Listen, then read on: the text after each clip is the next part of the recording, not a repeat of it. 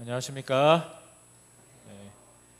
더위에 지치고 또 일에 지치고 또 가정의 일에 지치고 여러 일들에 지치는 이 여름날에 우리가 주께 숨내라는 이 찬양의 가사로 오늘 우리가 어디로 가야 할지 알게 되는 것 같습니다. 귀한 찬양의 은혜 주신 우리 문집사님 다시 한번 감사를 드립니다. 전 오늘 바닥에 돌이 박혀있는 이유 제목을 가지고 함께 이 시간을 나누려고 합니다. 요즘에는 아스팔트가 많이 깔려 있어서 좀 덜합니다만, 이렇게 임도나 이제 시골길로 가면 다 바닥에 돌이 이렇게 막 울퉁불퉁 튀어나와 있지 않습니까? 네. 과연 그 돌이 왜 그곳에 있어야 했을까? 네. 그런 질문으로 오늘 이 시간을 열려고 합니다. 그럼 성경에서 혹시 가장 닮고 싶은 인물을 꼽으신다면 누굴 꼽으시겠습니까? 속으로 한번 생각해 보시죠. 가장 닮고 싶은 인물. 제가 이런 질문을 종종 우리 어린이 교사님들이나 부모님들께 합니다. 그리고 어떤 질문을 또 하냐면, 만약에 할 수만 있다면 여러분의 자녀가 어떤 인물을 닮으면 좋겠습니까? 이런 이야기를 해요. 누가 나올까요? 네, 요셉도 나오고 또요. 에스더, 그죠? 에스더, 뭐 다니엘. 딱 들어만 봐도 아주 정말 믿음의 영웅들의 이름이 많이 나옵니다. 근데 제가 딱 기억에 남는 한 분이 계셨는데요. 그분이 뭐라고 말씀하셨냐면, 우리 아이들이 스데반을 닮았으면 좋겠다 이렇게 얘기를 하시는 거예요. 그 얘기 듣고 저는 참 사실 굉장히 놀랐어요. 스데반 어떻게 죽었는지 다 아시잖아요. 그래서 그냥 저렇게 얘기하기 쉽지 않은데, 나도 아니고 내 자녀가 그렇게 닮기를 원한다는 것이. 제가 여태까지 한 번도 듣지 못한 사람이 있어요. 그 사람이 누굴까요? 우리 자녀가 혹은 내가 이런 사람을 닮고 싶어 얘기하는 사람 한 명도 보지 못했어요. 그게 누구냐면 욥이에요. 욥. 네. 여러분, 욥을 존경하십니까? 네, 존경하죠. 욥 믿음의 영웅인가요? 네. 그러나 그 욥처럼 살기는 별로 그렇게 살고 싶진 않아요. 제가 개인적으로 굉장히 존경하는 한 목사님께서 굉장히 솔직한 고백을 하셨어요. 무슨 말씀하셨냐면, 성경 이런 여러 믿음의 영웅들의 삶을 이야기하면서 솔직히 나는 이런 사람을 닮고 싶진 않다는 거예요. 그러니까 이런 욥이라든가 스데반 이런 사람을 존경하고 사랑하고 그들의 삶을 동경하지만, 그와 같은 시련과 역경이 나에게 오는 것은 싫다는 거예요.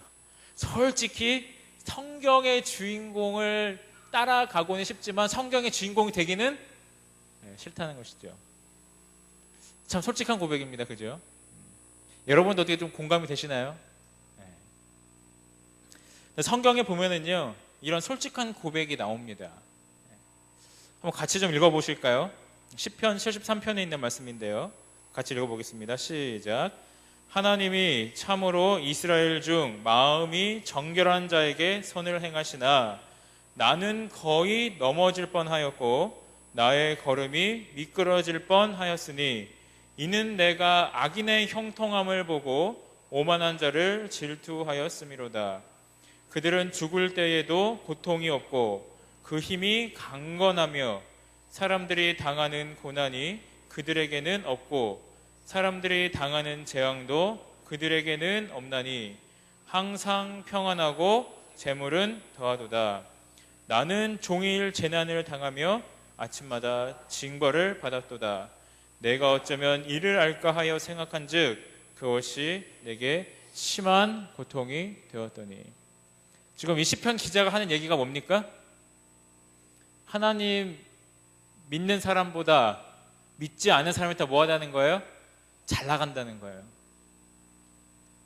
신실하게 하나님 신뢰하는 사람보다 하나님 없이 사는 사람이 뭐하다는 거에 더 잘 산다는 겁니다. 그래서 왜 이럴까를 고민하다가 이것이 나에게 오히려 되려 뭐가 됐어요? 심한 고통과 스트레스가 됐다는 것이죠. 여러분, 솔직한 고백이 맞습니까? 네. 평생을 하나님 앞에 신실하게 살고 하나님을 예배하며 사는 사람에게 이해하지 못하고 알 수 없는 고통과 어려움이 이르러 올 때가 있습니다. 그리고 오히려 하나님 없이 살아가는 사람들이 더 편안하게 살고 잘 먹고 잘 살고 편안하게 죽는 모습도 보게 됩니다.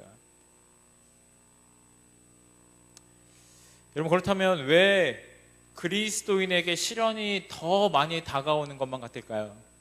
여러분, 사실일까요? 여러분, 하나님을 믿는 그리스도인들에게 더 많은 시련이 찾아올까요? 아니면 하나님을 믿지 않는 사람에게 더 많은 시련이 찾아올까요? 어떻게 생각하세요? 같아요? 여러분 개인적으로 어느 쪽이 더 맞는 것 같으세요? 특히 느낌에? 경험상?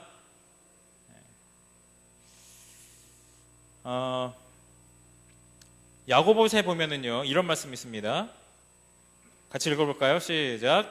사람이 시험을 받을 때에 내가 하나님께 시험을 받는다 하지 말지니 하나님은 악에게 시험을 받지도 아니하시고 친히 아무도 시험하지 아니하시느니라. 분명한 건 하나님께서 뭐 하지 않으시는 분이세요? 시험하지 않는 분이시라는 거예요. 그렇다면 우리에게, 그리스도인들에게 다가오는 수많은 시련들은 누가 주는 걸까요? 하나님은 전혀 상관이 없습니까? 자, 우리 고린도전서에 있는 말씀 한번 다 같이 읽어볼까요? 시작. 사람이 감당할 시험 밖에는 너희가 당한 것이 없나니 오직 하나님은 미쁘사 너희가 감당하지 못할 시험 당함을 허락하지 아니하시고 시험 당할 즈음에 또한 피할 길을 내사 너희로 능히 감당하게 하시느니라. 그러니까 하나님은 시험을 주시진 않으시지만 뭐는 하시는 거예요? 우리 잘 아시는 대로 허락하세요. 시험을 우리에게 일부러 막 이렇게 막 던지진 않으시지만 사단이 우리에게 시련과 어떤 어려운 순간을 주고자 할 때 하나님 뭐 할 수는 있다는 거예요? 허락할 수도 있다는 것이죠. 여러분, 욥이 시련 많은 그런 험한 삶을 살았습니까? 네, 우리 다 아는 대로 굉장히 어려운 삶을 살았죠. 우리 앞에 있는 상황절을 돌아봤을 때 욥에게 시련을 주신 것은 하나님이 아니지만 하나님은 뭘 하셨어요? 우리가 분명히 아는 대로 사단이 그를 시험하고자 할 때 뭐 하셨어요? 허락하심을 보게 됩니다. 여러분, 욥은 근데 왜 고통을 당했을까요? 왜 이런 어려운 순간이 그에게 찾아오게 되었을까요? 네? 의인이기 때문에. 그렇습니다. 정확하게 맞추셨어요. 여러분, 욥이 고통을 당한 이유가 뭡니까? 같이 좀 볼까요? 여호와께서 사탄에게 이르시되 내가 내 종 욥을 주의하여 보았느냐. 그와 같이 온전하고 정직하여 하나님을 경외하며 악에서 떠난 자는 세상에 없느니라. 사단이 뭐라고 했어요? 이 이야기 듣고요? 뭐라고 따졌습니까? 하나님, 뭐 욥이 하나님 섬기는 건 다 이유가 있는 거 아니겠습니까? 그죠? 뭐 사람, 우리가 인간들 사는 거 한두 해 보는 것도 아니고 괜히 하나님 섬기는 게 아니라는 것이죠. 그럼 욥이 고통과 시련을 이렇게 사탄으로 당한 이유가 뭐였습니까? 욥이 하나님 앞에 뭐 했기 때문에요?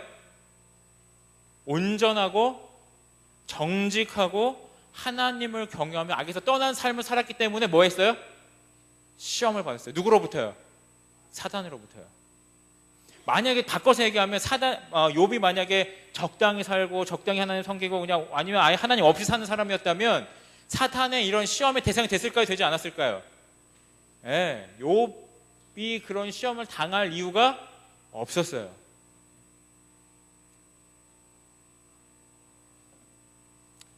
사탄은 왜 하나님을 온전히 경외하였던 욥을 그토록 건드리고 싶어 했을까요? 한 명만 더 살펴볼까요? 여러분, 나사로가 이제 부활했잖아요. 예수님의 일으키심 덕분에요. 근데 예수님께서 이 나사로 살긴 다음에 나사로를 죽이려고 했어요. 사람들이. 왜 죽이려고 했을까요? 왜 죽이려고 했는지 혹시 기억하십니까? 같이 읽어볼까요? 노란색 글씨만 같이 읽어보겠습니다. 제가 먼저 읽겠습니다. 유대인의 큰 무리가 예수께서 여기 계신 줄 알고 오니 이는 예수만 보기 위함이 아니요 죽은 자 가운데서 살리신 나사로도 보려 함이로라. 대제사장들이 나사로까지 죽이려고 모의하니 나사로 때문에 많은 유대인이 가서 예수를 믿음이로라. 여러분, 나사로가 잘못한 거 있었습니까? 없었어요. 근데 유대인들이 나사로 왜 죽이려고 했어요? 나사로가 살아있는 거 그 이유 하나만으로 많은 사람들이 예수를 믿게 되었기 때문에 그 이유 하나로 죽이려고 하는 거예요. 그러니까 지금 이 나사로에게 죽음의 시련과 이런 어려운 일이 생기는 이유가 무엇 때문입니까? 그의 존재로 인해서 많은 사람들이 예수를 믿기 때문에. 여러분, 한마디로 얘기해서 사탄이 욥도 그렇고요, 나사로도 그렇고요, 그 하나님 앞에 신실했고 그 아주 하나님 앞에 온전하였던 사람들을 계속해서 건드리는 이유가 있어요. 가만두지 못하는 이유가 있어요. 그게 뭘까요? 그의 존재만으로도 뭐가 되는 거예요? 자기가 하는 일에 걸림돌이 되기 때문에 그렇습니다. 맞습니까? 네. 여러분, 나사로가 살아있는 그 이유 하나만으로 이 온 유대 백성을 어두움 가운데로 이끌고자 했던 사단의 많은 시도들이 실패했던 것이 사실입니까? 네, 맞아요. 욥이 그 당시에 살고 있음을 인하여 그 당시에 살고 있던 많은 사람들이 욥을 통해서 하나님을 보게 된 것이 사실입니까? 맞습니다. 그러니까 사단이 계속해서 이 의인들을 건드리고 의인들에게 시험을 던지고자 하는 그 목적이 뭐예요? 걸림돌을 빼버리고 싶은 거예요. 누구 눈에 거슬 가실 것 같아요? 사단의 눈에 보기에 그의 존재가 가시와 같은 것이죠. 그래서 사단이 그리스도인들에게, 특별히 하나님 앞에 신실하고 하나님 앞에 온전한 사람들에게 시험하면서 시련을 주는 이유는 무엇인가? 그 사람이 사단 앞에 걸림돌이 되기 때문에 그렇습니다. 여러분, 그래서 우리 그리스도인들은 사단에게 있어서 어떤 존재들이 되어야 될까요? 사단의 계략을 막고 사단의 그런 활동들의 걸림이 되는 걸림돌이 되어야 할 것입니다. 네. 여러분, 비포장도로에서 쭉 내려가다 보면 막 걸리는 게 많이 있으면 내려가는 게 쉽습니까? 어렵습니까? 훨씬 어렵죠. 그래서 우리는 온 세상을 사단의 팔로 둘러 죽음으로 내다르려 할 때에 사단과 그의 세력의 속도를 늦출 수 있는 돌뿌리와 걸림돌이 되기를 하나님께서 원하십니다. 그래서 하나님께서 그 시대마다 사단 앞에 걸림돌이 되는 남은 자손들을 박아두셨어요. 근데 사단은 그걸 뭐 하고 싶은 겁니까? 제거하고 싶고 뽑고 싶은 것이죠. 마치 밤이 어둡고 짙으면질수록 작은 불빛 하나만 있어도 사람들의 눈이 다 어디로 갑니까? 불빛을 향해서 가잖아요. 밤하늘이 새까만데 별이 떠있을 때 우리가 자연스럽게 눈이 글로 가지 않습니까? 마찬가지로 이 세상이 어두우면 어두울수록 하나님께서 심어두신, 그리고 박아두신 남은 자손 몇 명에 의해서 세상이 밝게 빛나게 되는데, 그 몇 안 되는 불빛에 의해서 세상이 밝아지려 할 때 사단은 그 불빛을 뭐 하고 싶은 거예요? 꺼버리고 싶은 것이죠. 오늘 우리에게 하나님께서 사명을 주셨습니다. 뭐가 되는 사명일까요? 사단의 길 앞에 걸림돌이 되라는 사명을 우리에게 주셨습니다. 욥이 그랬고 나사로가 그랬고 수많은 믿음의 영웅이 그들이 사단 앞에 걸림돌이 됨으로 그들 앞에 시련이 왔던 것처럼 어쩌면 우리가 하나님 앞에 신실하기 때문에 우리 앞에 시련과 고통이 따라올지도 모르겠습니다. 그러나 오늘 우리가 우리의 그 걸림돌이 되고자 하는 그 사명을 감당할 수 있게 하시기를 예수님의 이름으로 축원드립니다. 여러분, 지금 뭐 하는 그림일까요? 암벽 타기. 여러분, 혹시 암벽 타보신 분 계신가요? 저는 높은 데 올라가는 걸 무서워서 암벽 타는 걸 한 번도 안 해봤는데요. 여러분, 암벽 타는 사람을 보면 발이나 손에 굉장히 더듬거리는 걸 볼 수가 있습니다. 바로 쭉쭉쭉 올라가는 게 아니고 이렇게 더듬더듬해요. 뭘 찾는 걸까요? 뭘 찾는 걸까요? 디딜 만한 곳을 찾는 거예요. 손을 잡고 올라가든지 발을 딛고 올라가든지 디딜 만한 곳을 찾는 겁니다. 암병 등반할 때에 디딤돌이 있어야 딛고 올라갈 수 있는 것처럼 여러분 사단에게 있어서 걸림돌이 되어 그 돌들이 많은 사람에게 있어서는 반대로 예수 그리스도께로 딛고 올라가는 뭐가 됐을까요? 디딤돌이 되어 왔습니다. 여러분 사도 바울이 사도로서 부름을 받기 이전에 제자들이 그의 보기에 뭐가 같았어요? 걸림돌이었습니까? 디딤돌이었습니까? 걸림돌. 그래서 다 뭐하고 싶었어요? 그리스도인들을 다 박해해서 다 뽑아내려고 했어요. 근데 예수님 만나고 보니까 그 사람들을 통해서 뭐가 어떻게 됐습니까? 제자들과 그리스도인 가족들을 통해서 예수님께 돌아오는 디딤돌이 되어줬어요. 그 사람들이.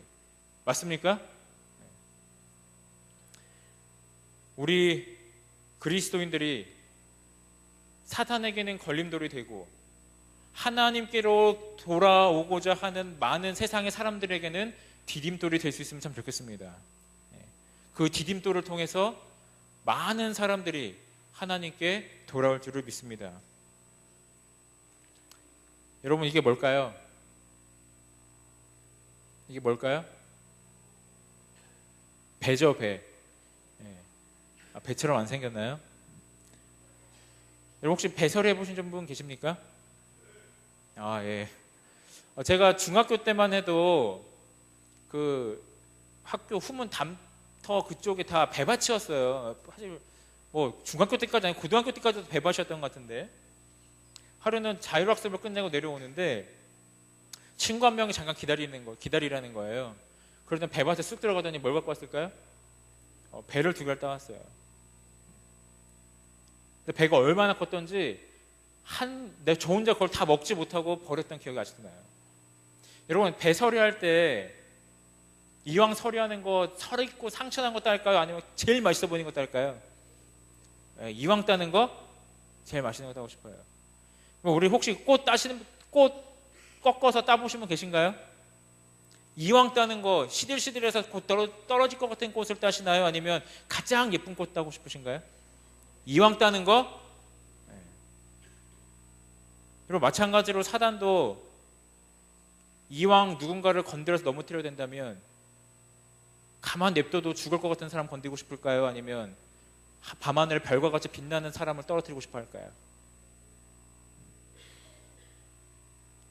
만약에 사단이 우리를 건든다면 그냥 시들시들해가지고 아무도 쳐다보지 않는 그런 꽃을, 그런 그리스도인들을 꺾고 싶어 할까요? 아니면 가장 아름답게 가장 향기로운 향을 내뿜는 그런 꽃을 꺾고 싶어 할까요? 여러분 우리는 어쩌면 그리스도인으로 살아간다는 그 이유 하나만으로 이 남은 마지막 세상에서 남은 무리로 살아간다는 그 이유 하나만으로 사단에게 있어서는 굉장히 큰 걸림돌입니다. 그래서 세상에 있는 많은 사람들 가운데 유독 우리 제7일 안식을 예수 재림교회를 섬기는 우리 재림 성도들에게 제가 봤을 때는 훨씬 더 많은 시련과 역경이 찾아오는 것 같아요. 여러분 맞습니까? 우리 믿음의 우리 윗세대들을 어떻게 신앙하셨는지 다 잘 아시잖아요. 그들이 실력이 없어서 돈이 없어서 그렇게 사신 분들이 아니잖아요. 그냥 이 진리 하나 붙들기 위해서, 이 교회 하나 섬기기 위해서 모든 것을 포기하고 역경과 시련 가운데 살아간 우리 믿음의 어머니와 아버지들이 계시기에 오늘 우리가 이 자리에 있는 거 아니겠습니까?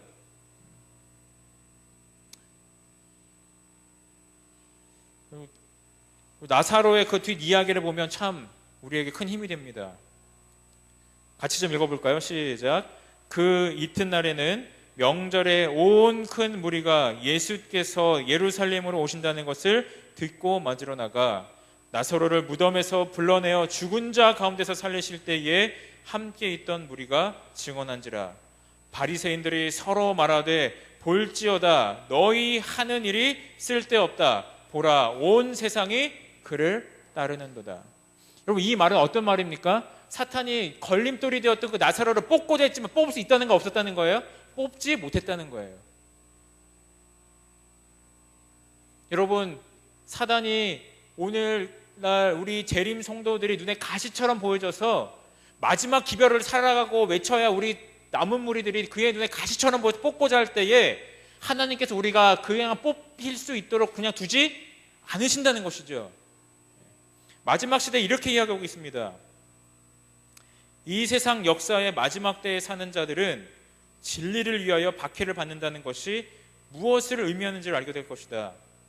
법정에는 불의가 만연할 것이다.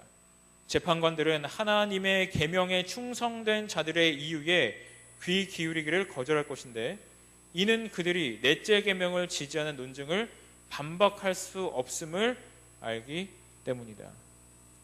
여러분, 마지막 시대에 우리가 이 교회에 있다는 이유만으로 박해받을 때가 온다는 겁니까? 안 온다는 겁니까? 온다는 거예요. 우리가 안식일에 예배드린다는 그 이유 하나만으로 내가 죄지었냐 죄 안 지었냐 아무 상관없이 우리에게 뭐가 올 수 있다는 겁니까? 어려운 순간이 찾아올 것을 성경과 예언의 신은 우리에게 알려주고 있습니다.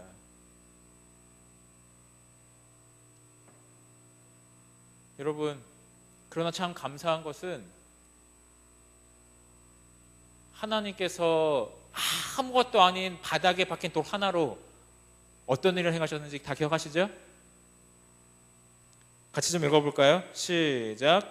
블레셋 사람이 일어나 다윗에게로 마주 가까이 올 때에 다윗이 블레셋 사람을 향하여 빨리 달리며 손을 주머니에 넣어 돌을 가지고 물매로 던져 블레셋 사람의 이마를 치매 돌이 그의 이마에 박히니 땅에 엎드러지니라. 여러분, 다윗이 주운 그 돌 대단한 돌이었습니까? 아무것도 아닌 돌이었어요. 발에 채이는 돌이었습니다. 그냥. 근데 그 돌로 누구를 쓰러뜨렸어요? 골리앗을 쓰러뜨렸습니다. 아무것도 아닌 그저 발에 채이는 돌멩이 하나. 어쩌면 오늘 우리 재림 성도들의 모습이 그와 같지 않습니까? 아무것도 아닌 사람들이잖아요. 세상에서 볼 때. 그렇지 않아요? 평범하되 평범한 그런 사람들이지 않습니까? 그러나 아무것도 아닌 그 짱돌 하나가 블레셋의 대장군 골리앗의 이마를 쪼갠 것처럼 이 세상에서 아무도 알아주지 않고 별 대단해 보이지 않는 우리 남은 무리 한 명 한 명을 통해서 하나님께서 사단의 이마를 쪼개실 줄을 믿습니다.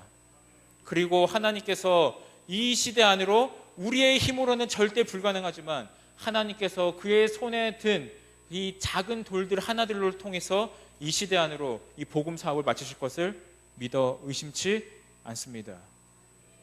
여러분, 오늘 우리는 이 시대를 위한 땅에 박힌 돌들로 부르심을 받았습니다. 여러분, 태계원 교회가 이 태계원 지역에 박혀 있는 이유가 있다는 겁니다. 우리 각 가정이 그 가정에 있는 그 곳마다 있어야 할 이유가 있다는 것이죠. 무엇이 되라고요? 사단에게는 그의 사업을 저지하는 걸림돌이 되고 이 세상에 많은 하나님을 알지 못하는 사람들에게 무엇이 되라고요? 디딤돌이 되기 위해서. 세상에 보기에는 아무것도 아닌 그저 발에 채이는 돌에 불과하지만 그것이 하나님의 손에 들렸을 때 마치 다윗이 짱돌 하나로 블레셋 그 거인의 이마를 쪼갰던 것처럼 하나님께서 우리를 통하여 이 마지막 시대의 기별을 완수하시고 사단의 세력을 온전히 깨실 것을 믿어 의심치 않습니다. 오늘 말씀을 마치면서 바닥에 돌이 박혀있는 이유, 하나님께서 아무 이유 없이 이 태경교회를 이곳에 세우지 않으셨습니다. 하나님께서 아무 이유 없이 여러분이 계신 그 가정이 있는 그곳에 박아두지 않으셨습니다. 저 지역을 돌다 보면 진짜 있을 것 같지 않은 곳에 우리 교회가 있는 것을 봅니다. 맞습니까? 네.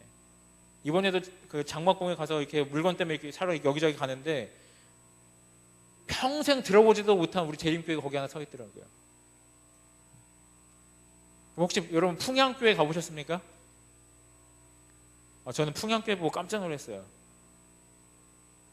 이런 곳에 교회가 있었구나. 그곳에 있는 교인들이 우스갯소리로 하는 얘기가 있어요. 무슨 얘기인지 아세요? 사단이 찾다 못 찾아서 우리 교회는 안 건들 거다. 그만큼 골목골목 가서 있어요. 그럼에도 불구하고 하나님께서 그곳에 그 교회들을 박아두신 이유가 있다는 겁니다. 여러분, 오늘 우리 이 태계영 교회가 이곳에 있는 이유, 그리고 우리 각 가정이 각 그곳에 박혀 있는 그 이유를 생각하시면서 오늘 하나님께서 우리에게 주시는 그 사명이 온전히 이루어지길 바라면서 말씀드리겠습니다.